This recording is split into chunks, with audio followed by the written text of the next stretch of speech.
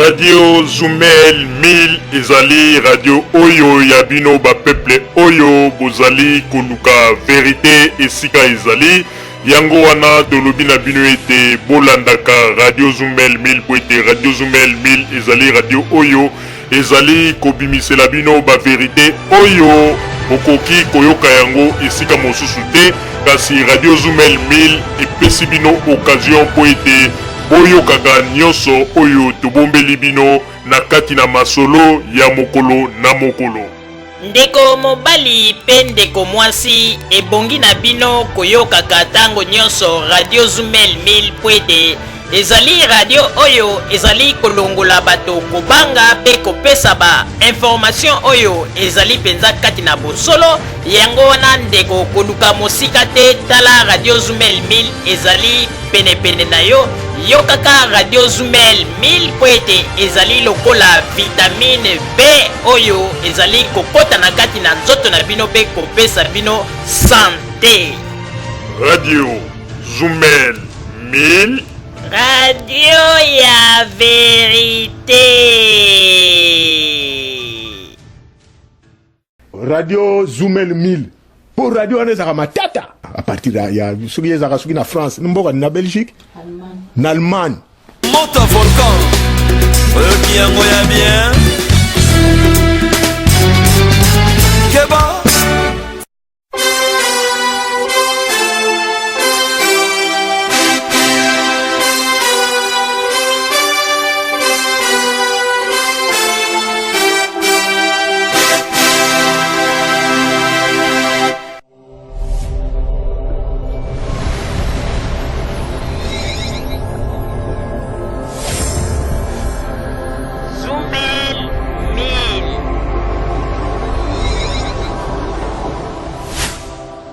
Zumel 1000 ezopelkisa biso makambo oyo soki nga mikolo na komi ebotu nanga so na komi ndeni nga mikolo na komi soko sakai na nga kaka na bengi ka Zumel 1000 po radio wana non en tout cas félicitations yo koloba nini po na Radio Zumel avez raison aïe.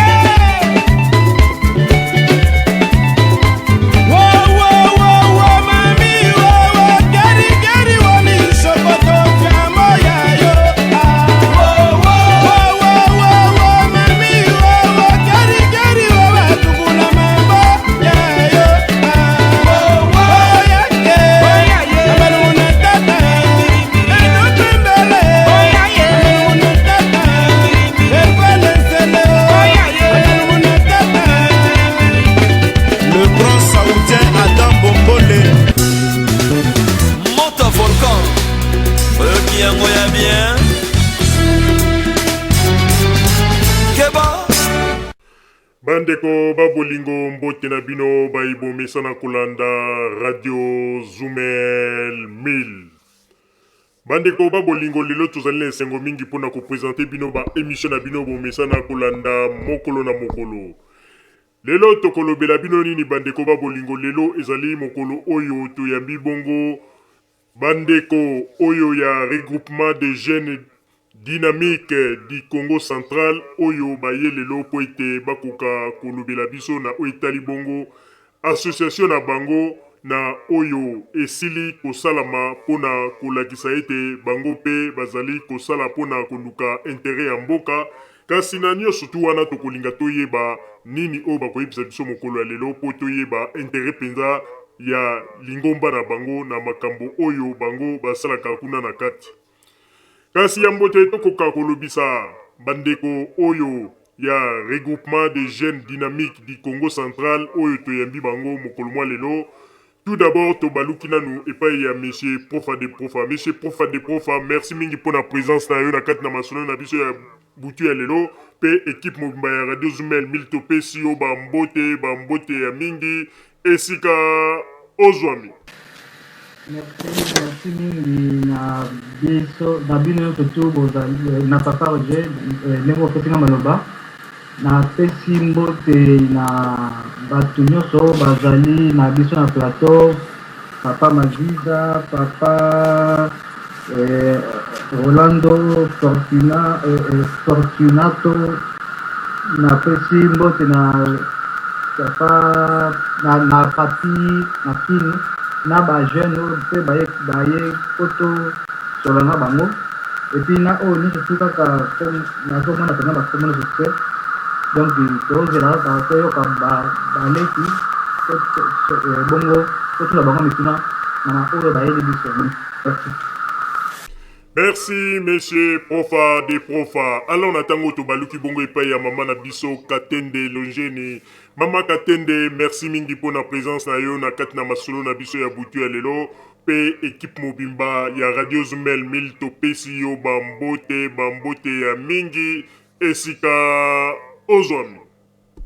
Mbote mingi nasepeli lisusu kokutana na bino pe na bandeko na biso ba jeune oyo batelemi parce que Kongo ya lobi ezali na maboko na bango pe na ndeko Papi Tamba na sepeli komona ye lelo po tomona na kala ba Facebook ndenge azobwaka toza ko se soutenir kosala kosunga mokonzi ya mboka na ndenge na biso awa toza na mboka ya bapaya ata ndenge bitumba ezali me biso tokovanda nie te po tolingi mboka na biso. Mbote na bandeko nyonso Profa de Profa yo moko papa Roger papa Maziza pe bandeko na biso ba jeune dynamique. Merci. Merci mama Katende Longeni. Natango to baluki pe epai ya monsieur Denis Kakoka. Monsieur Denis Kakoka, merci mingi pour na présence na yo na kati na masolo na biso ya butu ya lelo pe équipe mobimba ya Radio Zumel 1000 to pesi yo bambote ya mingi esika ozwami. Mbote mingi na yo pe papa Roger pe mbote na ndeko Maziza na Papi Tamba na Jérémy na mama Longeni e bandeko na biso oyo ya jeune dynamique Congo mbote na bino. Merci. Merci, monsieur Denis Kakoka. Alors, natango to baluki bongo epai ya monsieur Pierre Maziza. Monsieur Pierre Maziza, merci mingi pour na présence na yo na kati na masolo na biso ya butu ya lelo. Pe équipe mobimba ya Radio Zumel 1000 to pesi yo bambote ya mingi esika ozwami. Oui, merci papa Roger Ngape Lokola na pesi yo moko mbote. Na pesi papa Jacques Mbote, maman Rosalie. Ndeko na biso ya mwasi mama Longeni, Denis Kakoka, Profa, monsieur Papi Tamba, pe ba jeune oyo ya Congo Central na pesi bango mbote pe esengo koyamba bango na bosanite balandi nyonso ya Radio Zumel 1000 na pesi bango mbote na sengeli bango pe kimia na mabota na bango. Merci papa Roger na zone seli omale. Merci, monsieur Pierre Maziza.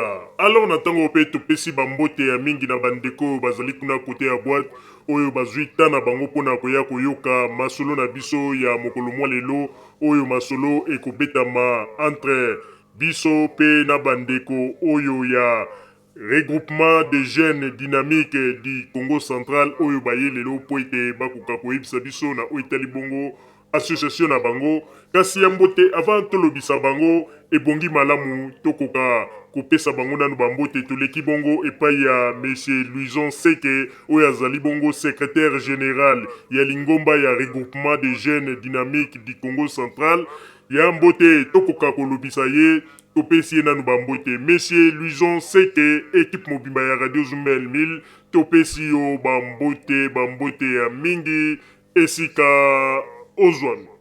Mbote pe na bino nyonso bozali na kati ya studio na ntango.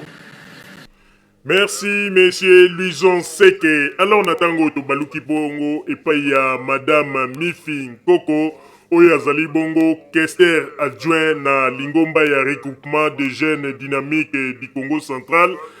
Mama Mifi, équipe mobimba ya Radio Zumel 1000 to pesi yo bambote ya mingi esika ozwami.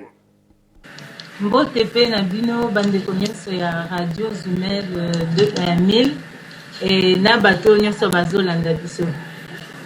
Merci mama Mifi Nkoko. Bandeko babolingo na banzi na tango oyo tokomi na moma kitoko oyo bozali kozela po ete boyoka eloko nini ba jeune oyo ya lingomba na kombo ya regroupement des jeunes dynamiques du Congo central oyo bamemeli biso oyo na oitali bongo lingomba na bango yango wana mokolo mwa lelo na ebe ete bozali kozela po boyeba eloko nini oyo bakoloba na oitali bongo lingomba na bango pe intérêt nini oyo ezali koporte na kati na lingomba na bango na oyo etali surtout ba jeune pe na oyo etali surtout makambo etali ya mboka na biso bamakambo nini oyo bango bakoloba yango wana mokolo mwa lelo na kobaluka epai ya Monsieur Luison Seke moma oyo ezali moma kitoko oyo yo okosadresse na bandeko to ba auditeur oyo bazali kolanda yo mpona koloba na oyo etali bongo association na bino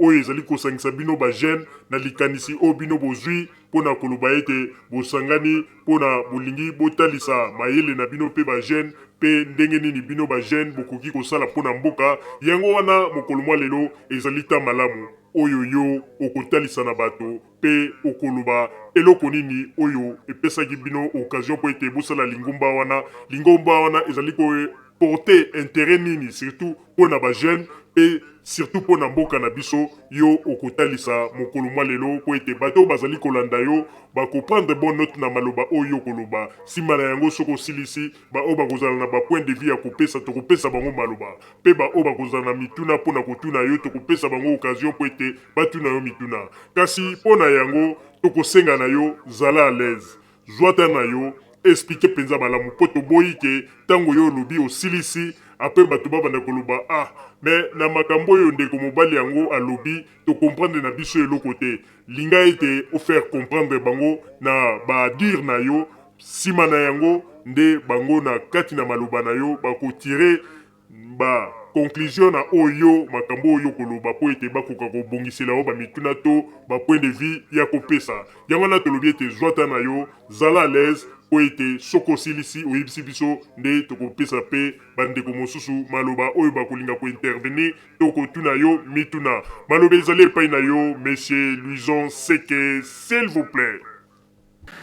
Merci beaucoup pour la occasion opesi biso surtout na pokwa ya lelo tolobela association na biso oyo babengi regroupement des jeunes dynamiques du Congo central.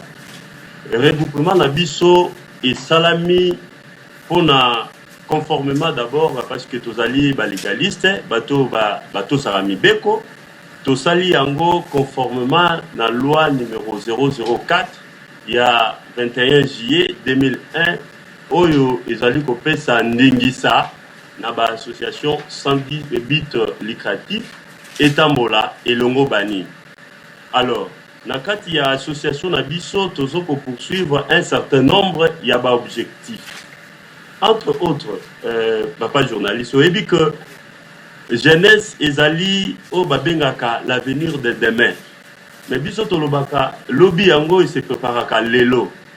Alors, ba objectif na biso tozo kende nanu na ko faire la promotion, hein, to soutenir eloko babengi kimia, la paix ainsi que l'unité na suka tozoko lobela développement ya province na biso ozomona et de deux tozoli ko kende na conscientisation ya ba jeune parce que jeunesse ekoki kotika la simate soki mboka ezoko tombwama donc ba jeune il faut bazala na sima pour ba soutenir pe ba action na ba activité nyonso ezokende na sens ya ko développer province na biso et tozoko kende pe ko soutenir ba action ya malamu oyo batu oyo tobengaka ba politiciens bazali ko poser na Congo central pour la bonne marche ya province na biso pe développement ya province na biso.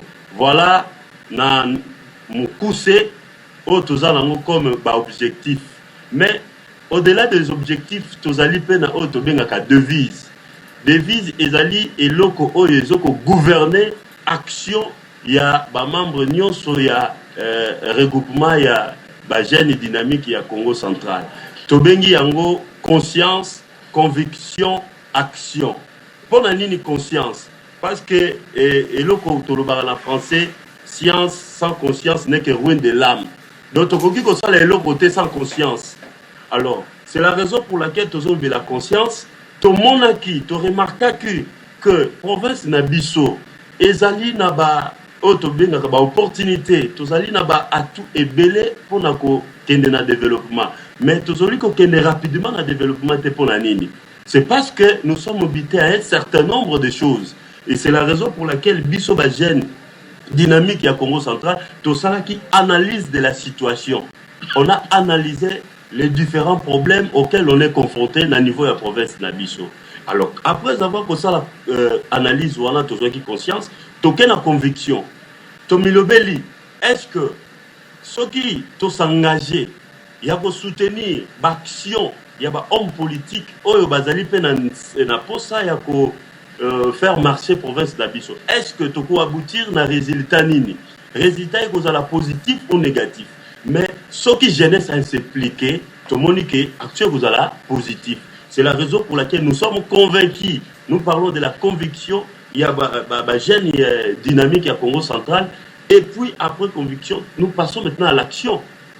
Toujours les cas qu'on a action, toujours qu'on mobilise, toujours qu'on sensibilise les jeunes. Bisogno soto sangana pour soutenir l'action dans le Congo central. Et au moment où je vous parle là, vous voyez que tous allez évoluer, tous allez même makanisi na biso pour le développement de la province na biso. Voilà en quelques lignes on a koki koloba par rapport au regroupement des jeunes dynamiques ya Congo central. Merci monsieur Luison Seke bandeko babolingo na banzi bouti kolanda ndeko ndenge auti kosala exposé na oyo etali bongo lingomba na bango to association na bango yango wana bandeko na banzi bolandi penza na bokebi pe bozui bonne note po ete yango nde ekotinda masolo na biso ekende ekoka ko avancer na ndenge ete na mituna na bino to na ba point de vue boko pesa. Alors ndeko azali pe ye moko te azali pe na collègue na ye oyo bazali na ye longo o pe to kopesa esiko maloba azali bongo ezali bongo madame Mifi Nkoko oyo azali bongo tester adjoint na kati na lingomba na bango tokopesa ye pe maloba po ete tokoka kozwa point de vue na ye pona oyo etali bongo lingomba na bango to association na bango na kombo ya regroupement des jeunes dynamiques du Congo central. Madame Mifi Nkoko topesi yo pe maloba tozwa point de vue na yo s'il vous plaît. Bon, biso toza wana mpona kosoutenir baœuvre oyo eza malamu mpona mboka. Et s'il faut kolobela neti sikoyo toza na dialogue na mboka na biso. Et toza pour que bato bavanda dialogue ezala.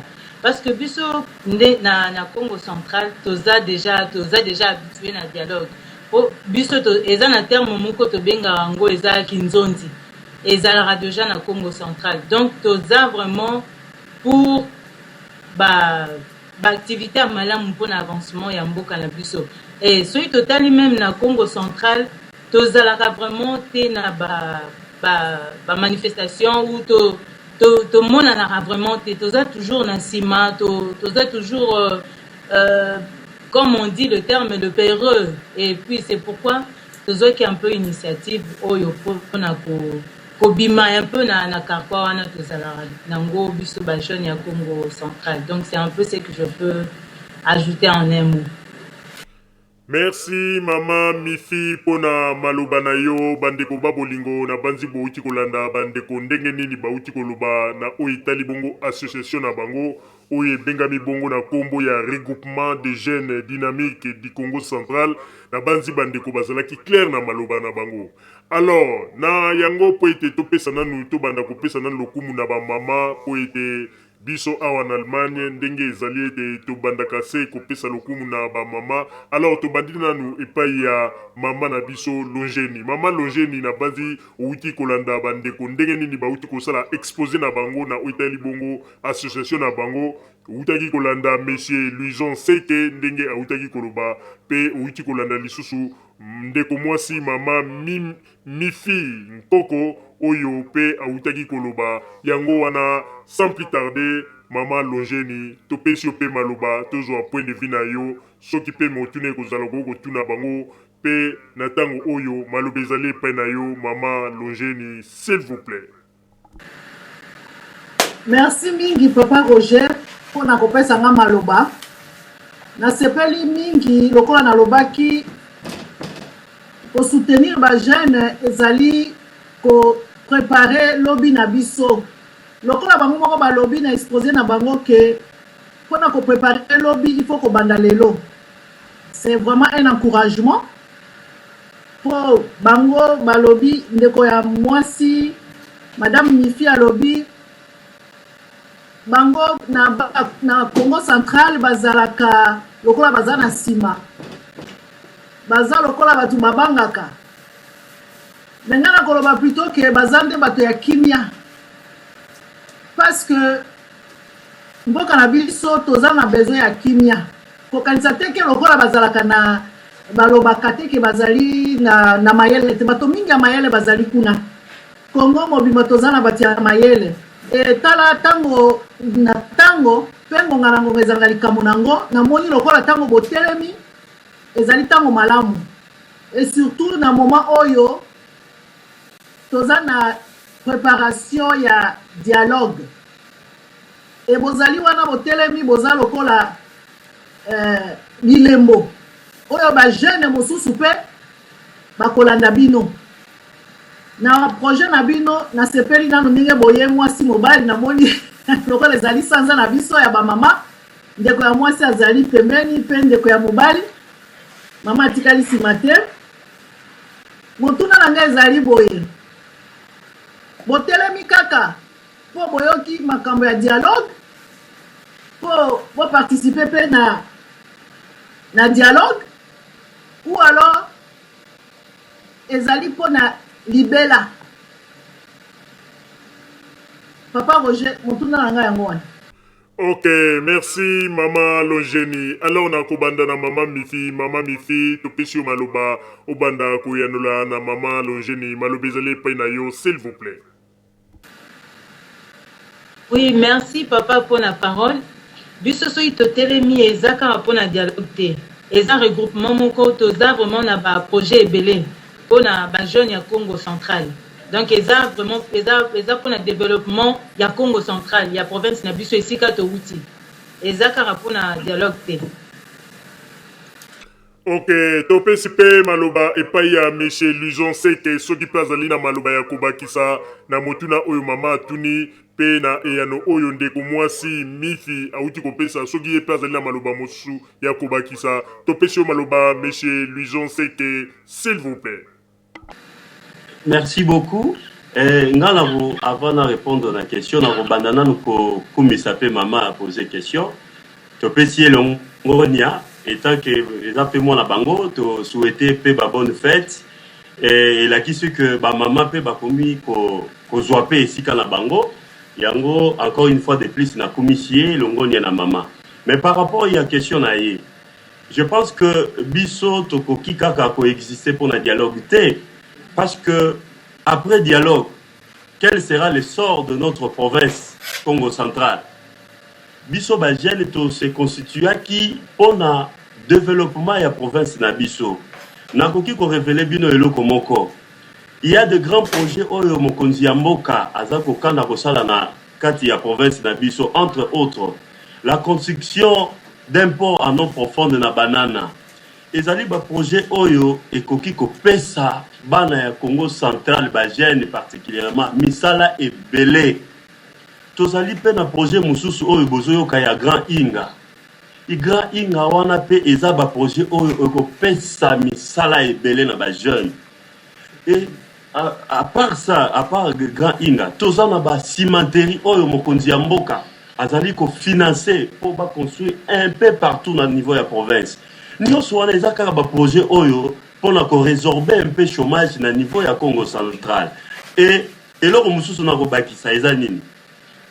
l'année passée, le ministre des Affaires étrangères de la Belgique, Didier Rendes, a visité Grand Inga, projet Wana, a commis na Inga, et a moni biloko ya monaki, a dit que le développement de la République démocratique du Congo est Congo central. Au moni nyonso wana ezali ba mobile o ezoko pousser biso ezoko motiver biso tous ala actif biso ba jeune tous s'impliquer na ba biloko wana pour que réellement ba projet wana ezala effectif et bana ya mboka ya Congo central bazo misala soki développement ebandi na Congo central elingi koloba na République démocratique du Congo nyonso pe développement pe ekoti. Voilà réponse par rapport à mituna ya mama. Ok, natango pe topesi bongo maluba epai ya monsieur Pierre Maziza. Monsieur Pierre Maziza, maluba ezali epai na yo, s'il vous plaît. Oui, merci Papa Roger. Na remercier ba jeune ya mboka na biso. Na koloba ke bazali ba jeune ya Congo na koloba te kaka ya Congo central, bazali ba jeune ya mboka na biso. Na initiative na bango ndenge bazui na kanisi lelo ndeko mususu oya ya jeune autaki koloba que ba jeune bazali un peu peureux ba jeune na Congo central bazali un peu peureux na kanisi eloko wana il faut balongolango na mutu na bango parce que dernièrement na kanisi ba incident na côté oyo kimia ezali ebimaki na Congo central avec oyo tobengi bundu dia Congo ezalaki ba jeune oyo na yebite soki ezalaki ba melaki bangi to nini bakoma kosala makambo oyo elekaki wana lelo nakanisi ndenge bandeko bazali na projet wana ekoki kozala ekoki kosuka te ndenge ye moko alobi ke esuka na makambo oyo etali dialogue nakanisi initiative na bango ebandaki kutu peut-être avant dialogue donc dialogue ezali malamu ndenge tolobaka na Kikongo ezali dialogue ezali kinzonzi ebongo sikoyo bino ba jeune soki bozali ba jeune ya Congo central bose basé na Kinshasa est-ce que bozali na koki koloba nini bozali pe implanté na Congo central effectivement motuna ya liboso ya mwana ya mibale biso toyebi nakanisi na landaki selon élection ya 2011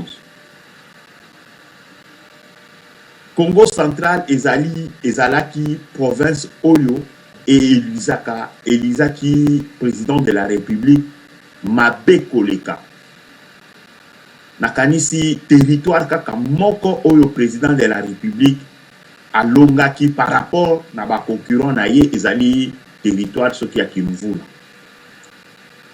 Mais est-ce que motivation nini na bino ba jeune oyo bomonaki que raison oyo ba Elisaki président de la République na ndenge wana? Voilà ma question oyo ngana tuni bino ya mwana. Merci. Ok, merci monsieur Pierre Maziza. Natango na baluki bongo epai ya Mama Mifi et anonayo pona monsieur Pierre Maziza pe ba auditeur ou bazali kolanda biso malobe zali epai na yo s'il vous plaît. Oui, merci papa pour la malobo pesi biso. Bon, ceux qui ne comprennent bien question il y a papa alingi to ba ceux qui alingi koye ba ceux to zaka na Kinshasa to ezandengini to zaka na Kinshasa ke to za partout na Boma na Congo central mobimba to zaka na Kinshasa te. Ok, monsieur Pierre Maziza, namoni oko reprendre lisusu motuna ya mibale po namoni mama répondre kaka na motuna moko ebongi malamu motuna ya mibale po ete akoka ko répondre yo na yango lisusu malobe ezali epai na yo monsieur Pierre Maziza s'il vous plaît. Ezalaki po na nini le président de la République a été très mal élu na province ya Congo central. Motivation ya bino ba jeune ezalaki vraiment nini parce que natala namonaki le président de la République alongaki par rapport na ba concurrent na ye seulement na province ya na territoire ya Kimvula. motivation penza ezalaki eloko nini bomonaki ya mabe na manda na ye ya liboso. Merci beaucoup. Merci beaucoup pour la motuna wana na moni que eza motuna moko malamu. Et je pense que ba jeune ya Congo central bazalaki na otolobaka sous information par rapport ya ba action au le chef de l'État abandaki ko projeter na niveau ya province ya Congo central. Et c'est la raison pour laquelle un certain nombre d'opposants bazwaki yango comme élément de chantage, bakeyi ba instrumentaliser ba jeune pour na ba propre intérêt na bango. Lelo oyo nazo koyebisa yo, la paire maintenant a changé les camps. Ozomona, c'est la raison pour laquelle ba opposants wana bazo ko boycotter même le dialogue parce que bayebi que bazali préparer té population asi à comprendre bango. Na yebisa ki bino tout à l'heure là que biso na ba objectif na biso tozo kende pe na sens ya ko conscientiser ba jeunes. Voyez, va continuer qu'on instrumentaliser biso té parce que ceux qui va continuer qu'on instrumentaliser biso, on va même hypothéquer notre avenir. Yango moni er tozui conscience ya babilo ko na nyonso. Totali mokonzi ya mboka ba projet azanango. Tobino tokoki ko s'opposer na ba projet wana te parce que ba projet wana yango ne ko salisa biso na ba problème nyonso izo kolika na niveau ya province da biso ya Congo central. Lelo oyo ba jeune ba se décider bazala sima ya mokonzi ya mboka tout soutenir ba action ya mokonzi ya mboka et na royebisa yo toujours na 2011 na territoire ya Kimvula par exemple ba élection na ba député na ya mokonzi ya mboka député oyo tobengi honorable Kikoka honoré sur 13 millions d'inscrits ba vota qui est na 11 millions Ozoka et 11 millions ba vota qui est c'était le même 11 millions ba vota qui fait mokonzi ya mboka donc c'était une majorité absolue. Et l'ingi koloba que donc ba jeune peut ba comme ko soit conscience que faut soutenir mokonzi ya mboka pour ba projet on a utaki ko énumérer et ça l'effectif pour na to résoudre ba problème net ya ba chômage ba problème net ya mai ba problème net ya courant na Congo central to resolution na province na problème ya courant parce que grand inga ce qui est salami et qu'on permette les biso non simplement province ya Congo central mais république mobile dans la zone problème ya couranté. Voilà au moni mobile oyo biso regroupement des jeunes dynamiques ya Congo central tous actifs sur le terrain pour na ko soutenir ba action ya mokonzi ya mboka. Ok, natango pe topesi maloba epai ya monsieur Denis Kakuka, monsieur Denis Kakuka malobezali pe na yo s'il vous plaît. Oui, Papa Roger, nalandi bande kuna biso ya ba Congo malamu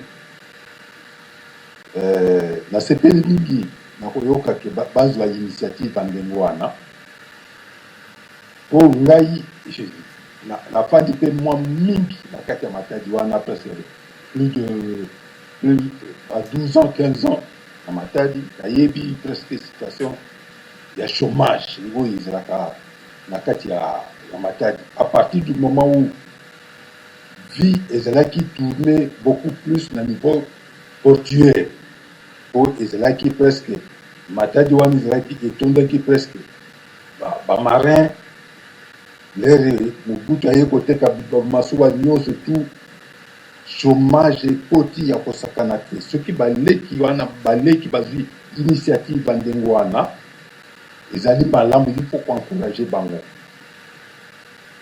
Il faut bosala botia pe bobanga bakonzi te soki likambo ezali niveau économique mpona bajeune il faut botelema boloba parce que ezokodépendre avenir ya bajeune parce que toyebi bien il n'y a pas de grandes sociétés où il y a kafu à part Babitema, Banini, tout ça, or là, c'est quelque chose comme ça, parce que la société, qui fait Marza et Koufa, Banini, tout ça, il faut bobimisa, l'idée ya malam, oyo ekoki kosunga ba jeune, au lieu ba jeune ba comment ezalaki na période na biso ezalaki ceux qui moins de chômage oyoka bakomi bana mai obona boy ozwa initiative wana bozonga simate parce que le dialogue oui, la félicité de nous. Mais au point de vue social, c'est un grand défi. C'est un grand défi. Il faut makanisi malam parce que l'opposition bisoto opposition ya mboka na biso kuna bapiaka makanisi malam te bango ka ko critiquer bobibisaka soki bosali net par exemple batelier na bino bozu ba résolution soumettre yango na bakonzi soumettre yango parce que c'est l'avenir mamususu ya bino te bozo préparer à venir à baleki o bazo olanda bino yango na félicité bino makasi mais eloko botia makasi pe na ko conscientiser baleki bato conscientiser aussi au niveau boluka mutu moko même au niveau de azana moi juriste moko boye akoki ko guider baleki oyo mususu tala constitution na biso esali boye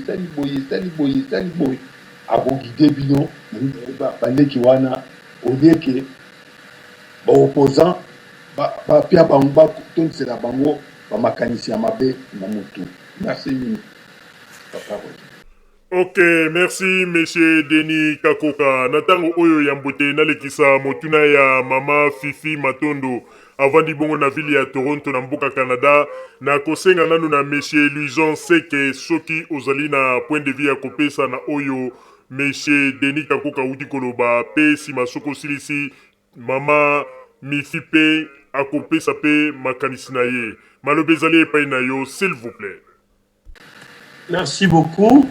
Et na kenano ko remercier aussi ndeko Denis Kakoka par rapport na intervention na ye à encourager biso to continuer ko sensibiliser ba jeune on a base à la sous instrumentaliser donc musala to salaka eza yango wana et puis de deux alobi to meka un peu ko luka ba gériste ceux qui na retena qui bien ba ko un peu ko encadrer tout ça ba jeune.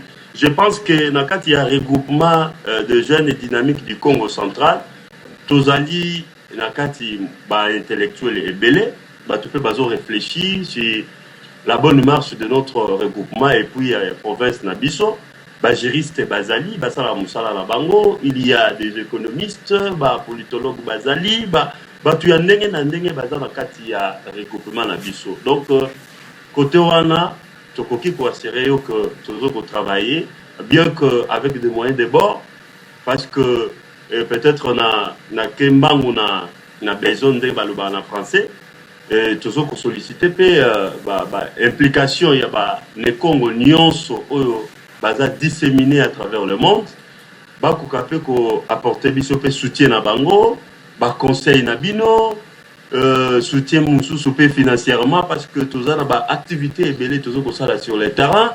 Des fois on est bité par les problèmes de moyens et c'est la raison pour laquelle tolingi to impliqué ba ne Congo nyonso disséminé à travers le monde ba ko kapé ko soutenir biso par rapport à l'action sur le terrain. Et puis pendant ko silisa to ali pe ko pesa numéro na biso ya contact déjà 082 34 15 143. Numéro Moussous Ezali 09 97 56 24 55. Ezali ba numéro oyo bato nyonso ya bonne volonté balingi ko soutenir ba jeune oyo ya Congo central ba o bazo ko travailler jour et nuit pour la bonne marche ya province na biso pour la province na biso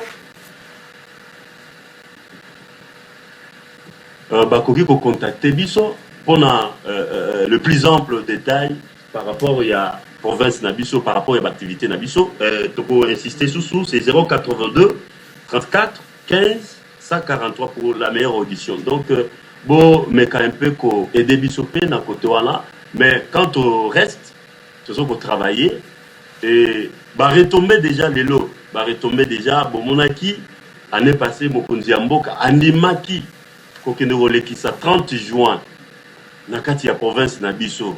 Je pense que dans le Congo central, c'est Pelaki Mingi, na initiative, wana Mokonzi Amboka Azwaki, pour la nini, à comprendre que Nakati ya Congo central, jeune, baza actif.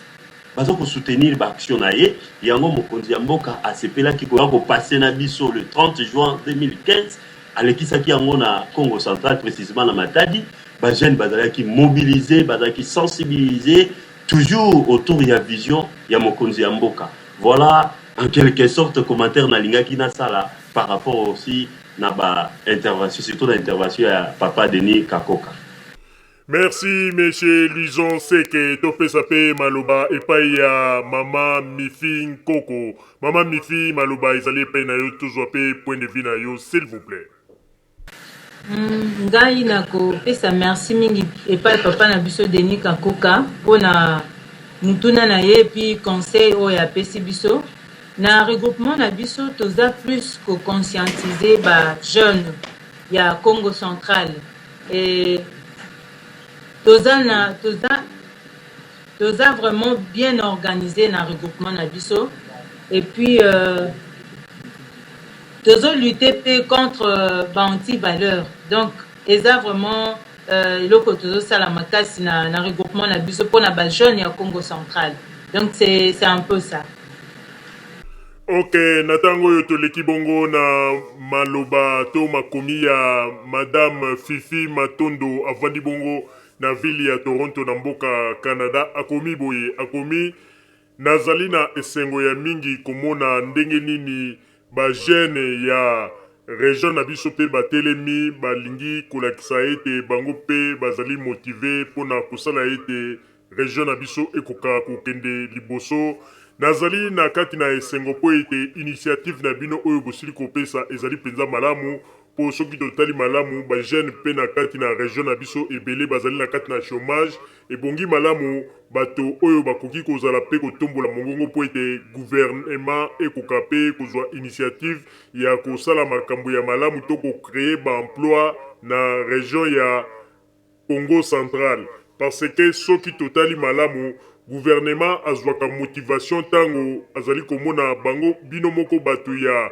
région oyo esika bozali soki bozali kotelema pe kosala makelele koloba pe kolakisa motivation na bino bozali na yango nde gouvernement pe azwaka makasi ya kosala eloko oyo bino ba peuple bozali kosenga yango wana ngai napesi bino merci ya mingi po ete bino ba jeune ya Congo central ndenge botelemi ezali lokumu pona région na biso tozali komona ndenge nini baluba bazali kotelema pona ba région na bango pe bangala bazali kotelema pona ba région na bango ndenge moko pe na baswahili lelo oyo pe ezali esengo mingi komona ndenge nini bana ya Congo batelemi bazwi likanisi ya kotombola mongongo na oyo etali bongo pe région na bango yango wana na tango oyo ngai na kosenga na bino bo continuer toujours initiative na bino o bozali na yango po ete ekoka kobota ba makambo misusu ya mwa mingi ekende se liboso pe na banzi ete tokoluka ndenge nini tokoki pe kosoutenir bino na initiative o bozwi po ete mosala oyo bozali kosala ekende liboso po ete tokoka kosimba na biso maboko pona région na biso ya Congo central. Merci pe na pesi bino courage. Ok, soki bozali na mwa liloba monsieur Luison na pesi yo maloba soki bozali na mwa liloba na oyo ndeko mwasi Fifi auti kokoma maloba ezali pa na yo s'il vous plaît. Merci beaucoup. Na ke d'abord ko remercier ndeko Fifi par rapport na intervention na ye. Je pense que on a ko insister pe na numéro de contact. Je vais répondre, c'est 082 34 15 143. 082 34 15 143. Alors, par rapport à la préoccupation de Konabiso Fifi, nakandisi que nakati ya Congo central, tozali na intérêt ya kozala ini C'est la raison pour laquelle dans le regroupement Nabiso Tozo Kolobela, l'unité, nous faisons la promotion de l'unité. On a une unité. Parce que Nabomo Konde Tokoki Kosala Eloko Malunga. Nabomo Konde province Nabiso Kokende Liboso. Naba division te, oya lobi boy, oya sali boy, ba croque à jambe. Biso Tolingi Biloko wana te. Tolingi Tozala Nabomoko. Province Nabiso eza réputé, eza na réputation ya province moko ya kimia.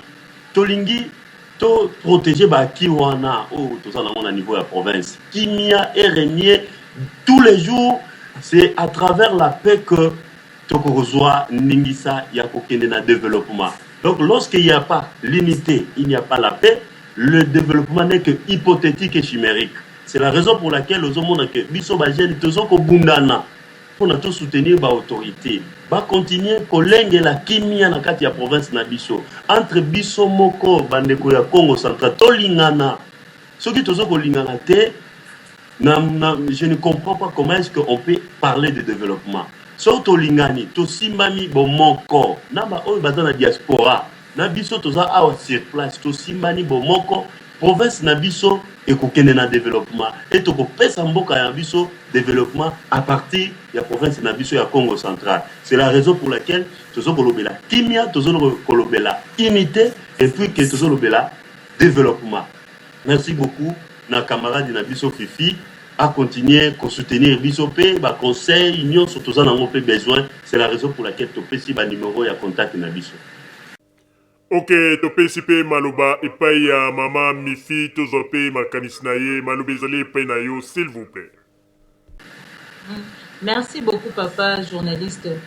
Biso na sepeli makasi pona point de vue ya ndeko na biso Fifi et toza na ba projet ebele na regroupement na biso.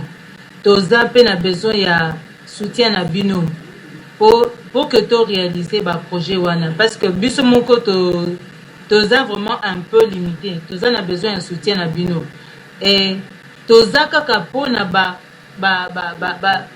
bandeko oyo biso toza bana ya Congo central kaka te. Toza pe na besoin ya bandeko oyo baza ba native ya Congo central. Oyo eza na mutu mususu aza ekolo mususu mais abotama na Congo central. Batu nyonso wana tozosangisa bango toza na ba projet ebele soki tosangisi biso nyonso maboko na bino na biso bosungi biso na ba conseil na ndenge nyonso oyo boromona que za ekozala bien pona biso pona avancement ya province na biso Congo central et bopesi biso chance wana boromona ba projet na biso to réaliser yango bomona ndenge makamyo se kokende. Donc c'est un peu ce que nalingaki na bakisa. Ok, natango yo yambote napesa monsieur profa de profa maloba nalekina no na motuna ya ndeko bavon mwanza avandi bongo na ville ya Londres na mboka Angleterre akomi boye akomi na uti kolanda ba makambo oyo ba jeune ya Congo central ba uti koloba nalandi monsieur Luison na avec beaucoup d'intérêt na makambo nyonso tu oyo ya uti koloba nalandi alobi ke bango bazali na esengo ya mingi pe na projet kitoko oyo président azali na yango pona alingi kotonga pona nzela soki ya banana ndenge na makambo oyo ya uti koloba. Me ngai nazali kokamwa ndenge nini ba jeune oyo bayebi ete bango nde mutu bazali avenir ya Congo ya lobi bakoki kobanda ko rêver boye ndenge nini bango bazali koloba ete bazali na esengo pona président ndenge azali na ba projet ya kitoko pe kotonga pont mais bazali koyeba te ke mandat ya président etikali se ba mois ya kotanga mais bango bazali ko rêver pona koloba ke bazali wana pona ko soutenir ba projet na ye. Est-ce que bayebi te ke mandat ya président ezali kosila na mbula oyo pe ba mois etikali ya kotanga ndenge nini bino bokoki kozala na kati na ko rêver boye alors que makambo ezali komonana ndenge nini bazali kokoka koyebisa bino te ke moto oyo bino bozali kotiela motema pona koloba na oyo etali bongo ba projet na ye manda na ye ekomi bongo na suka yango wana nalingi natuna na bango po bayebisa ngai ndenge nini bazali koyeba wana te mais bazali kolobela kaka ba projet ya kitoko ya président alors que président yango mandat na ye ekomi bongo na suka. Est-ce que bakoki ko expliquer ngai pourquoi bakoki kotikala kaka na makanisi moko o ezali ko avancer to etelemi kaka esika moko? Soki bakoki ko pesa ngai réponse, merci. Ok, monsieur Luzo Malobizali Pena, s'il vous plaît. Merci beaucoup. Na remercier d'abord Ndeko Bavo na Mutuna Naye et merci encore une fois de plus na ndenge bopesi biso occasion tolobela province na biso tolobela pe regroupement ya ba jeunes oyo bazoko sensibiliser bazoko mobiliser na cadre toujours ya développement ya province. Je pense que ceux qui na soutenir et le wana ya construction ya port eza ponte mais port à non profonde na banana eza parce que mokonzi ya mboka apesaki likanisi biso tozo ko s'inscrire na principe ya continuité ya l'état eza kaka mutu te eza institution mutu oyo balobaka les hommes passent mais les institutions restent comme ezali projet ya malamu pour la province na biso on ne peut que soutenir parce que ndeko na ngai omoni tozalaka na problème moko masuwa euti ba ipa ibino bozali ba grand cargo ya minene wana mais moyen kota na ba Congo ezate na Congo central ezate parce que toza na fleuve alors que babilo ko na salamaka po etambola na ba océan na babilo ko na nyonso ozomona alors pour tout éviter babilo ko ya port d'éclatement masuwa euti Chine olie yambala moko na nini faut kota nanu na Brazzaville kuna esali éclatement ezwi ba cargo ya mike et ya na biso ezoko faire perdre biso pe ba mbongo ebele oyo bakoki ko futa na province en termes de taxes en termes de travail aussi à donner na bana ya Congo central. C'est la raison pour laquelle port wana ezali plus qu'important pour na ba jeune oyo bazoko souffrir la problème ya misala yango monique tozoko soutenir idée wana ata mokonzi ya mboka lobi ya kozala te oyo akoya akoki commettre yango en pratique. C'est pourquoi tozoko soutenir yango et nalinga ina préciser association na biso eza apolitique ezali ya politique te mais biso tozoko soutenir kaka ba bonne initiative mutu nyonso oyo tozoko tala couleur te oza ya majorité oza ya opposition soki oye na ba projet ya malamu oyo ezoko kende na sens ya ko faire marcher province na biso toko soutenir mutu nyonso tozoko tala couleur ya loboko te tozoko tala couleur ya mutu te biso tozoko tala kaka ba initiative ya malamu. C'est la raison pour laquelle tout à l'heure là bopesa ngai parole na lobelaki susu likambo ya unité parce que province na biso ezali composé na 3 districts ya Katarak ya Baflev na ya Lukaya. Alors ba district misatu wana nde to benga yango makuku matatu matelemelanga nzungu elingi koloba nini elingi koloba mabanga misatu esalaka po ba mama na biso ba tsanzungu balamba biloko e biloko soki ebeli bakabola na bana nyonso balia soki toza ini on aura la facilité ya kosala makambo oyo province na biso ekende liboso. Voilà commentaire nanga par rapport ya préoccupation ya ndeko na biso.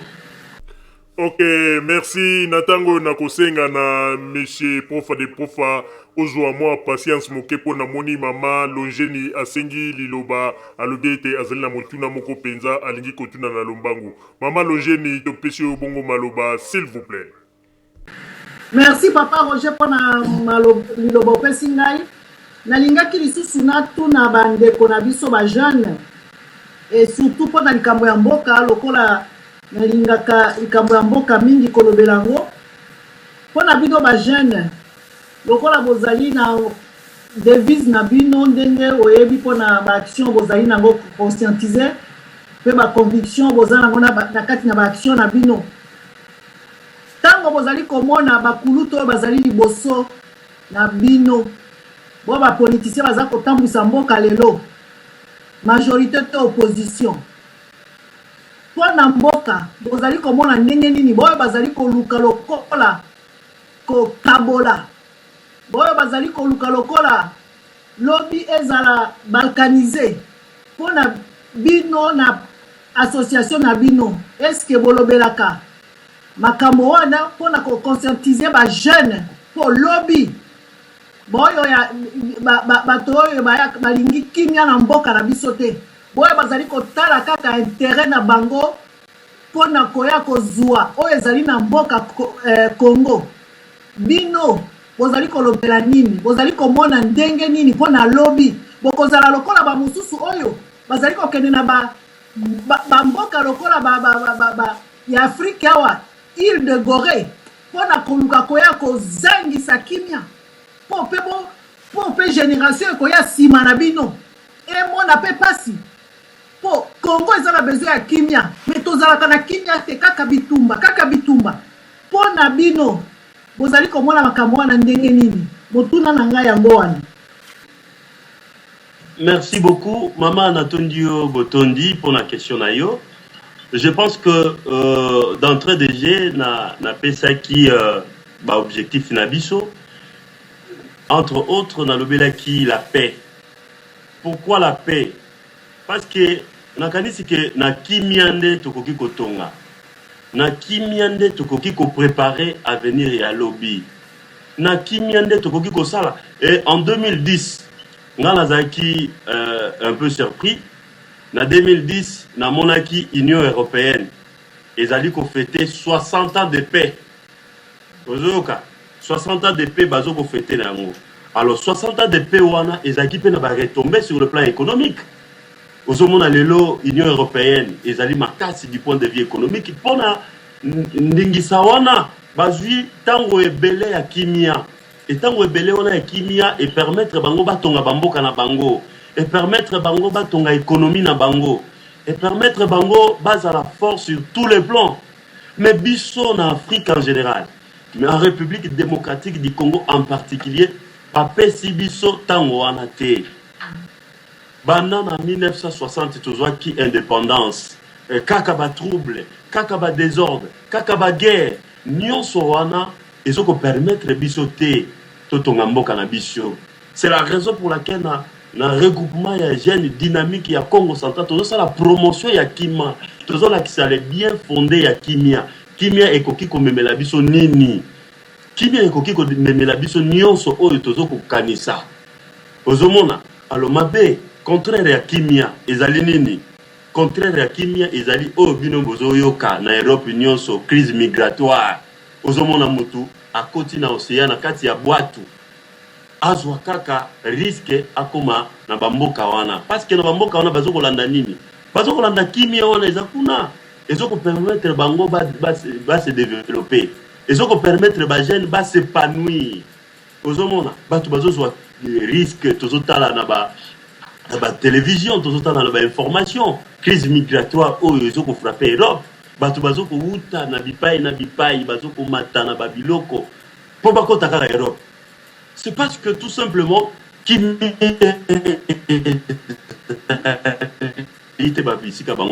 c'est la raison pour laquelle biso regroupement ya jeunes dynamique ya Congo central tozana intérêt à la promotion ya kimia la paix.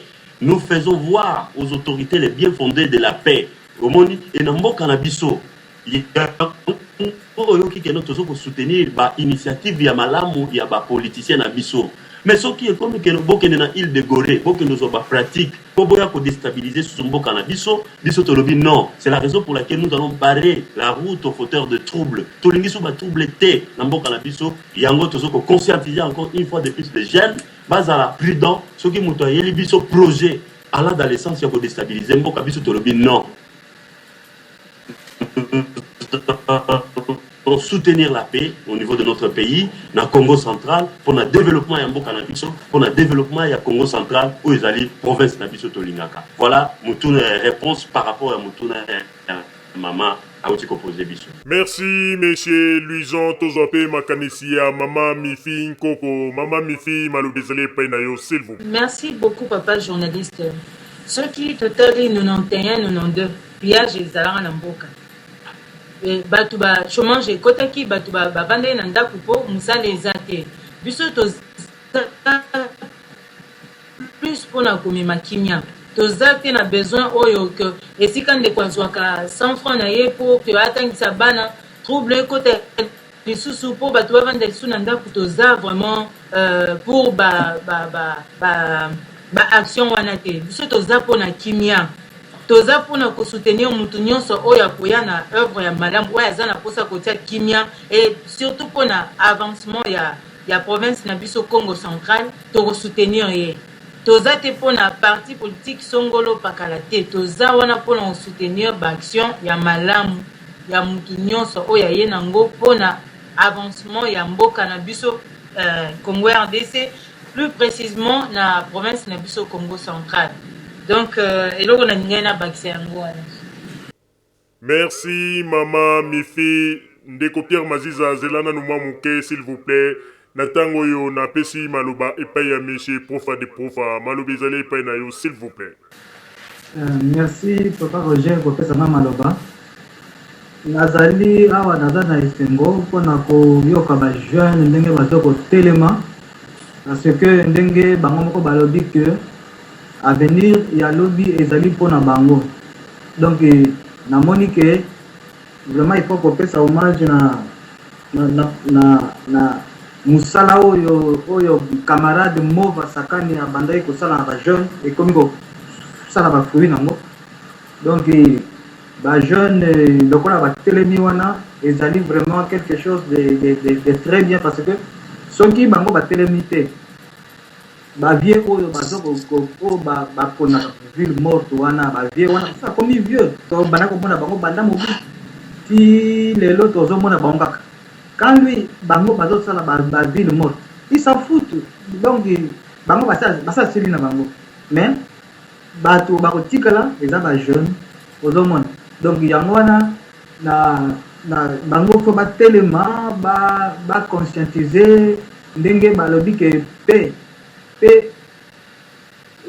ezali eloko moko eza processus moko ezaka mulai donc biso tozana na kaka na peme ya baninga mosusu pe na este baza na pepe na te donc ozomona ke mpona nini mpona badivision kaka ya bato bazaka ke boye oyo alobi boye ntango mpe tokoloba ke tofanda esika moko tosolola balingi mpe kaka te donc ozomona ke ezali vraiment eloko moko oyo yango mutu po soko totali division tozala pena claire division euti pena na bato ya pouvoir te division oyo tozaka nango euti na bato ya pouvoir te euti na bato oyo balinga kaka baville mort bato oyo balinga kaka dégage o boye ata bango baza na bamanda basi baglisa bato mosusu na baglisa te bango bazokoloba kaka makambo yao vous voulez glisser kaka baprocès d'intention donc ozomona ke eza vraiment pasi mingi donc yango wana ngai na kosenga bango bazala toujours persévérant bayeba mutu nini oyo bango bakosoutenir mpona baaction na bango mpona ekende vraiment na liboso parce que Congo na biso eza na besoin ya bato oyo bakotia yango mpo ekende liboso Congo eza na besoin ya moto ya kokende akozala wana mpo ekende liboso Congo yango moko mpe eza na besoin ya moto oyo akozala wana mpo ekende liboso Afrique mpe eza soso na besoin mpe ya moto oyo akozala wana mpo ekende liboso donc yango wana choix na bango il faut ezala vraiment très important ezala bazala na bamakanisi oyo ya bato oyo lokola biso tozomona kaka te omoi lokola mbala mosusu nalobaki na bino ke bato oyo bazalaka awa batikala bazairwa bato oyo baza na Congo bango nde bakoma mpena bacongolais bana ya kabila po soki olandi kaka baquestion oyo kwa motu auti otuna oyo soki disons que Kabila azokende donc parce que mpona ye lokola Kabila azokende donc akotravaille na esusu te ti azela kaka mokolo akokende nde bato mosusu baye kosala ozomona bamakanisi ya ndenge wana ofandi mpe na mikili ya kote or président ata atikali na 2 jours akotravaille ntango ye akolongwa ya un autre qui va continuer eza te ke lokola par exemple akolongwa na ye asala na ye susu eloko te afai na ye bon nazela kaka mokolo na kokende ozomona eza baraisonnement moko ma très terre à terre nasepeli kutu na réponse ya petio apesi ye excusez na benga petit mais pour baza jeune na expliquer na sepeli na réponse au PCA vraiment et ça réponse moko ya une personne très mûre malgré boza jeune. Vraiment félicitations na ndenge bozwi ba initiative na bino nazalaki kaka na question moko oyo ngai nakawai kotuna lokola bino par exemple ndenge boza wana sikoyo boza basé na Kinshasa mais action na bino ezali mpona Congo central. Première question ezali ke est-ce que na nini na bino ezali ke bato bajeune baaderaka ou bien boza na mwa collège na bino oyo ezali ke bostri bokoka bino sikoyo bokende kopesaka mateya na bajeune ou bien bajeune nde soko eza lokola ndenge par exemple bato oyo bataka na baeglise ke oteyi mutu akoti église na yo webwe to ndenge nini. Et puis est-ce que bozali sûr que action na bino ezoko convaincre penda ba jeune ya Congo central donc pona ba adhérer na idée na bino o bino boza nango donc o bozo yebisa bango o bafungola babongola bango parce que ba jeune nde ba utilisaka mingi na makambo ya kosa mobulu ya kobebisaka mboka ya bapillage banini tout ça bajeune nde bautilisaka mingi. Boza sûr ke baaction na bino ezokoconscientize mpena bajeune na ndenge mpenda ke bongo efungwama mpo bayeba bazala surtout na nationalisme bayeba kogarde nani naloba nini province na bango. Et puis dernière une petite question nayebi te soki ezali vraiment une question ezoleka mpenza na ndenge ya bien est-ce que lokola bino na bino eza kaka ya Congo central donc bosui kaka na Congo central eza promotion na bino bokosala yango par exemple te na pa mosusu mpo bato mosusu mpe bazwa mpe idée na bino ezalake bajeune mosusu mpe ya baville mosusu mpe bakoka mpe koadere na baide na bino bango mpe basala mpe oyo ya bango na kote na bango donc ezala mpona donc omoni moto oyo aza na ide abimisi ide na ye après baninga mpe bazwi ide wana yango nde na baquestion nazalaki yango natuna yango. Bon, merci beaucoup, monsieur Profa de Profa. Nakena nous remercier yo par rapport à Mituna na yo. Et sans plus tarder, on va répondre déjà à la première question na yo. Tony, est-ce que ma jeune Congo central bazo pour adhérer ou bien Isakaka mon groupe ya batu oh bazo pour travailler pour nous conscientiser ma jeune. Non, nous sommes vraiment une association bien assise. Hein? Tous allés na 14 membres fondateurs et à part les fondateurs, tous en a membres simples, membres sympathisants et membres effectifs.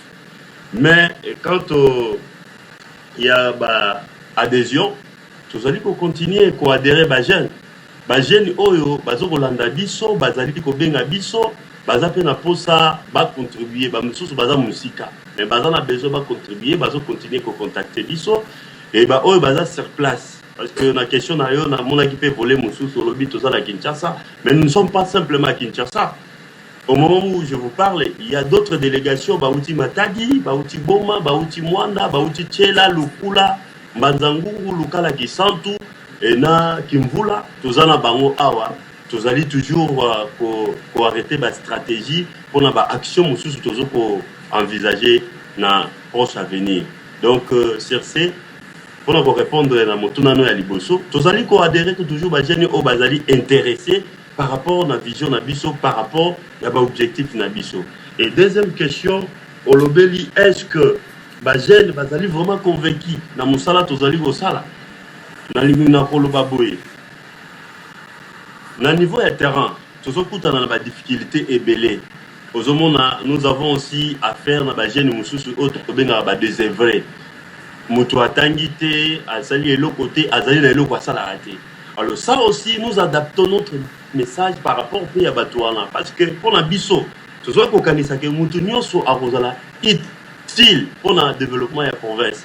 na batu ya ndenge wana ba désœuvré tozo ko proposer na bakonzi ça fait partie de nos projets tozo ko proposer na bakonzi ba mécanique pour trouver un moyen entre autres encadrement ya ba jeune wana désœuvré ya ko lukela bango formation moko boye soit na menuiserie na mécanique na électricité na coupe couture pour na bana ya basi pour na ko rendre bana wana utile totika bango ndenge wana te parce que so totiki bango ndenge wana bazali o to bengaka bombe à retardement voyez alors et le côté ça là ba jeune siko bazo monango intéressant c'est la raison pour laquelle même message na biso en nous suivant vous sentirez que message na biso ezo kende kaka na sens moko sens il y a développement il y a province na biso c'est la raison pour laquelle nous avons ba jeune nyos baza intéressé bazo ko benga biso de partout ba s'impliquer par rapport à l'activité Nabiso. Et troisième question, pour nous influencer jeunesse, jeunesse Moussoussou, jeunesse, soit Yabamboka Moussoussou, c'est ce que nous faisons tous les jours. Et la télévision a sur place. Toujours comme on a jeune, copier, parce que Balobi, nous devons nous référer de bons exemples et nous devons nous référer de meilleurs.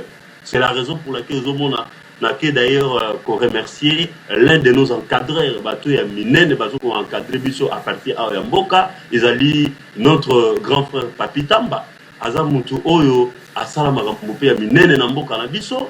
Alors, Andemi, qui a encadré Biso, la jeune dynamique ya Congo central, donc en tant que ne Congo Soussou, alors dit que non, Bana, vous allez dans Nzela Malamu. C'est pourquoi ngai nazo ko soutenir biso aza muto yo azo ko lekisa tana enyo so ko pesa biso ba conseil na ko soutenir biso na terrain alors to lingi ba ne Kongo pe mususu ba amboate le pa ya Papi Tamba musala o Papi Tamba zo ko sala akoki ko sala ngo ye moko te ta ke ne Kongo alors ba ne Kongo mususu pe ba amboate pa ba soutenir biso à travers pe activité na biso tozo ko sala tozo na besoin ya soutien ya batu nyonso ba ne Congo bazali na Allemagne bazali na France na Union européenne nyonso na États-Unis un peu partout na Australie tozo na besoin na bango ba s'impliquer pour la bonne marche ya province na biso. C'est la raison pour laquelle je vais répéter encore une fois de plus le numéro ya contact c'est 082 34 15 143 pour na ba contact nyonso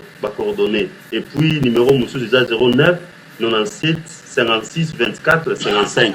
Donc voilà un peu réponse nanga ba réponse par rapport à mituna ya ndeko na biso profa de profa. Yambote napesa monsieur Pierre Maziza Maloba monsieur Alain Amboka Paris na France azali kotuna lobi ba numéro o bozali kopesa biso est-ce que zali connecté na niveau ya WhatsApp pour être tout ko benga bino gratuitement. Malobi zali pa na yo monsieur Luison s'il vous plaît. Alors, merci beaucoup. Numéro Nabiso, ESA 09 97 56 24 56. Il y a déjà ESA déjà 09 97 56 24 55. Il y a déjà ils connectés na WhatsApp. Alors 082 34 15 143. Il y a vous allez connecter. Si pas demain, après demain, vous allez déjà. Ok, monsieur Pierre Maziza Malobezali Penayo, s'il vous plaît. Oui, merci Papa Roger. Vraiment, na sepeli na intervention ya baleki na biso bana na biso. Vraiment, na sepeli nango surtout ndenge a évoqué oyo construction ya port oyo na eau profond. Soki aye bakate. Nazoye bisaye vraiment ba revendication ya construction ya port wana ezali vraiment très nécessaire pour le développement ya mboka na biso parce que na koki koye bisaye bo soki osombi motuka awo na ndenge par exemple que jeep osombi jeep awa na mboka ya poto otie na Anvers Kokoma na Pointe-Noire ezali moins de $700, 700 €. Kokoma na port ya Luanda ezali moins de 800 €. Mais kokitisa motuka na port ya Boma presque 2000 €. Talakaka yo oye ko évoquer makambo oyo denge olobi wana éclatement ba port éclatement vraiment na sepeli na intervention na yo ba revendication mususu pe bokoki kozala nango ezali peut-être ba revendication te ezali pour présenter ba doléance na ba konzi ya mboka ba somba ata masuwa ba avion ezali malamu ba avion ezoko servir économie na koki koloba na niveau ya kati ya mboka ba déplacement wana ezali malamu mais économie ya mboka ezalaka tourner vers l'extérieur libanda ya mboka po ezali mbongo ya sika na koki koloba ndenge wana ezoko kota na mboka biloko wana bomoni ba crise awa gouvernement azali koluka ba mbongo abi économie ya mboka lokola ba minéraux ekomi ba pétrole ekititalo ba boye ekititalo économie na biso ezoko kitape lokola pe kaka na makambo wana ata masuwa moko biso toza rapport a munene mais masuwa ezate eloko wana pe ezali mwa pasi ezali pe pasi pona biso bato tozali libanda bato mususu moyen pe kutu azonga s'installer na mboka ezali te parce que alobi oyo ngai na zui bozwi na ngai oyo ya poto po ekoma na mboka ekomi pasi donc vraiment na sepeli mingi koyoka intervention vraiment na moni ke ndeko ya solo ozali branché donc na intervenir pour na vraiment pour féliciter yo merci papa Roger na zone Selio Malo. Ok, yambote tozwa mituna ya bandeko batuni kote ya boîte na pesina nu monsieur Luison Maloba na point de vue oyo monsieur Pierre Mazauti koloba to kapé makanisi na yo Maloba ezali epai na yo monsieur Luison s'il vous plaît. Merci beaucoup. Nakena nona remercier monsieur Pierre Maziza par rapport na intervention na ye nakanisi ete bokozala d'accord nangai soki na lobby par exemple province na biso ya Congo central ezali oyo tobengaka la porte d'entrée et de sortie vers l'océan. Alors na Congo central tokoki ko manquer port en eau profonde te parce que port en eau profonde eza na vocation koyamba ba cargo nyonso ya minene ozomona ba cargo ya minene eza na possibilité ya kokota te. Pourquoi? Parce que avec c'est-à-dire une dimension fleuve na biso et kokite et kotambola te.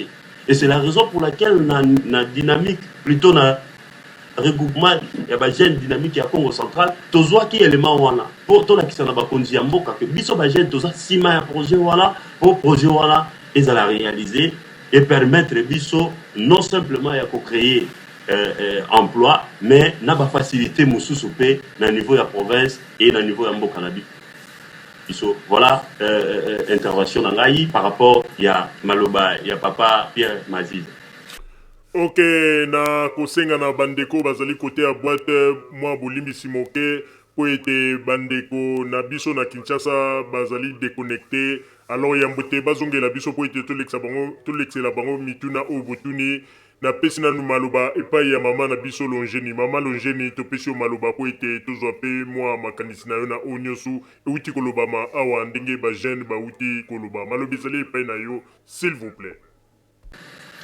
Merci mingi papa Roger kopesa ngai lisusu Maloba. Maloba na ngai ezali encouragement na ba jeune na biso baleki na biso na initiative oyo bazwi et qu'on apporter un plus na province Yamba Congo et Congo central Congo central pe ezali koloba biso na radio Zumel boye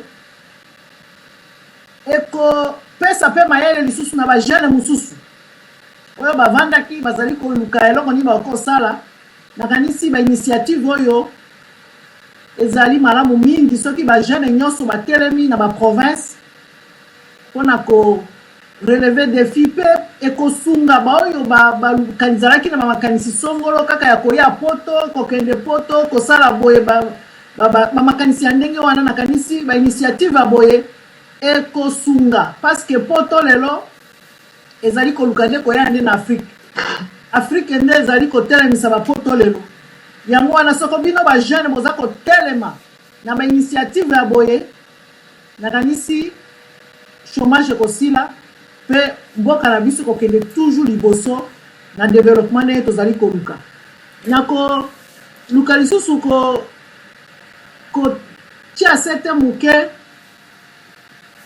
na organisation na bino dans le sens que tango Maman Longeni, s'il vous plaît, bomba suggestion na yo pona bande kolokola bazali en dehors et en ligne, donc bazali déconnecté ba koyoka makanisi na yo te zela soki bazongi nde okoka kopesa bango makanisi na yo s'il vous. Ok, namoni bandeko bazongeli biso côté ya ligne. Monsieur Wilson topesi yo mbala moko maloba po ete obanda kopesa ba réponse na ona bandeko pona to gagner temps s'il vous plaît. Ah oui, tolobaki que biso toza d'abord parti politique te, tozali une association eza apolitique.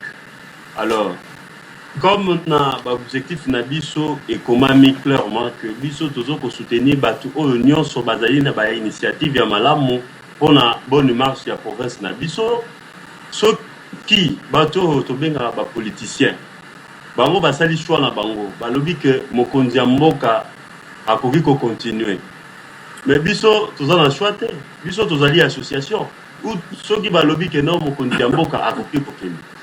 Biso tozaka na position na biso c'est de soutenir tous ces, c'est-à-dire nous ne voyons ni couleur politique ni tendance ya mutuna mutu tozotanga objectif na biso to se fixa qui la bonne marche ya province ya Congo central.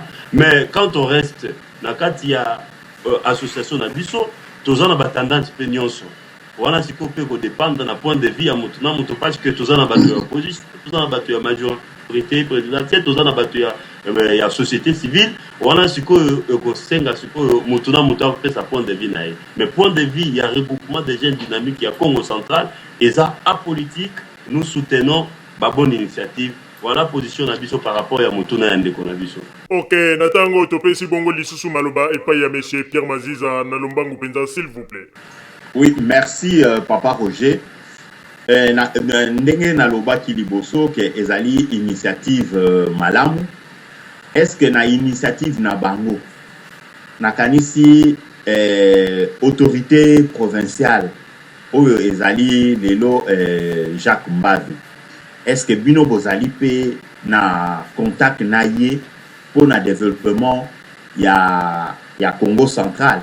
Parce que lelo na ndenge to koti boye na décentralisation développement pe ezoko uta na batu oyo ya bakambi ya ba province ya monde motuna na ngai. Est-ce que bino pe bozali na contact ou bien na kokolo na ba autorité ya province ya Congo central?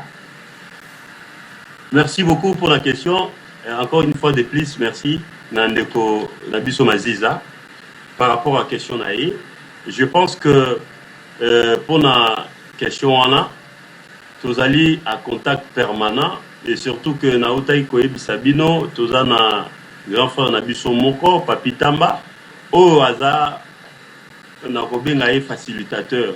Moto azoko faciliter biso ba contact tout ça azoko sala musala moko ya titan ezoko permettre biso to contact direct avec les autorités provinciales parce que ba autorité provinciale ba koki ko travailler kaka bango moko te biso ba jeune photos à la sima bango soki to lingi véritablement développement ya province na biso ezala effectif.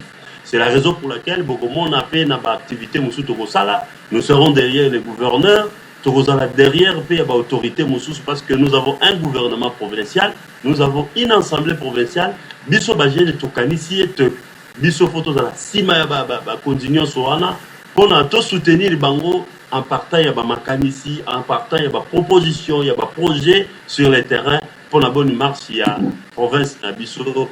Réponse nanga isa yango par rapport à mutuna ya Papa Maziza. Ok, topesi maloba epai ya Maman Longeni, s'il vous plaît. Oui, merci beaucoup Papa Roger. Kopesa ngai fu maloba. Mais mutuna na ngai pe ezali lokola conseil on a ngai kopesa epai ya baleki na biso ba jeune dynamique du Congo central.